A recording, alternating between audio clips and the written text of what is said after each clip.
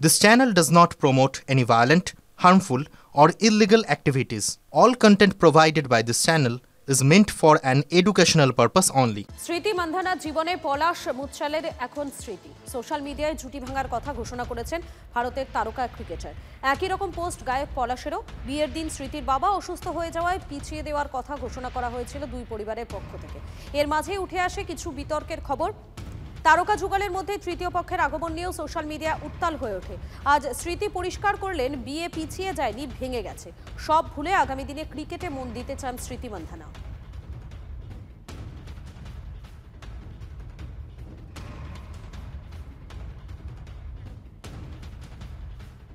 কৌস্তব রয়েছেন আমাদের সঙ্গে। কৌস্তব, বিগত বেশ কয়েকদিন ধরেই স্মৃতি মান্ধানা এবং পলাশ মুচ্ছাল তাদের দুজনকে নিয়ে কিন্তু একটা সম্পর্ক তাদের কোথায় রয়েছে সে বিষয় নিয়ে একটা বিস্তর টানাপোড়েন চলছিল।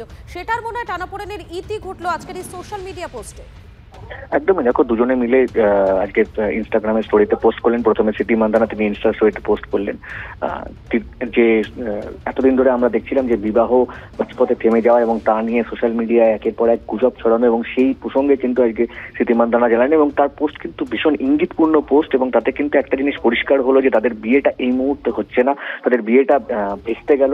তবে তাদের মধ্যে দুজনের সম্পর্কের কথা নিয়ে কিন্তু আর কোনো দুজনের কেউই আর বেশি দূর এগোয়নি। শুধু একটা কথা বলেছি যে দুজন দুজনকে রেসপেক্ট করে এবং পারস্পরিক যে চর্চা সেই চর্চাটা যাতে বন্ধ করা হয় সে বিষয়েও কিন্তু সোশ্যাল মিডিয়া তারা প্রত্যেকেই জানিয়েছে। কিন্তু একটা খবর অবশ্যই যে দুজনের বিয়েটা যে আলটিমেটলি হচ্ছে না সেটা কিন্তু যে আশঙ্কাটা করা গেছিল সেটা কিন্তু সত্যি হলো। ধন্যবাদ। সীমান্ত পেরিয়ে অনুপ্রবেশের চেষ্টা নদিয়ার চাপড়ায়, সেখানে বিএসএফ এর হাতে ধৃত বাংলাদেশি যুবক। চাপড়ার হৃদয়পুর এলাকা থেকে ধৃত যুবক ভারতে অনুপ্রবেশের জন্য বেশ কয়েকজন বাংলাদেশি যুবক একটি বাসবাগানে অপেক্ষা করছিল। টহলের সময় বিএসএফ এর নজরে আসে। বাকিরা পালিয়ে গেলেও মনিরুল শেখ নামে এক বাংলাদেশি যুবককে ধরে ফেলে বিএসএফ।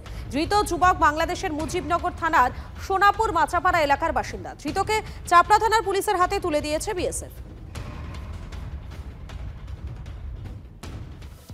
সামাজিক সচেতনতার বার্তা দিয়ে অভিনব কার র্যালির আয়োজন। র্যাগিং, শ্লীলতাহানি, যত্রতত্র নোংরা আবর্জনা জমানো, কটূক্তি, সমাজের যাবতীয় ব্যাধির সম্পর্কে সচেতন করাই এই র্যালির উদ্দেশ্য। নিউ টাউনের নজরুল তীর্থ থেকে শুরু হয়েছে। 100টি গাড়ি এই র্যালিতে অংশগ্রহণ করে। গাড়িতে অভিনব স্টিকার লাগানো। গোটা শহরে আগামী 6 মাস ঘুরবে এবং দেবে সচেতনতার বার্তা এই গাড়িগুলো।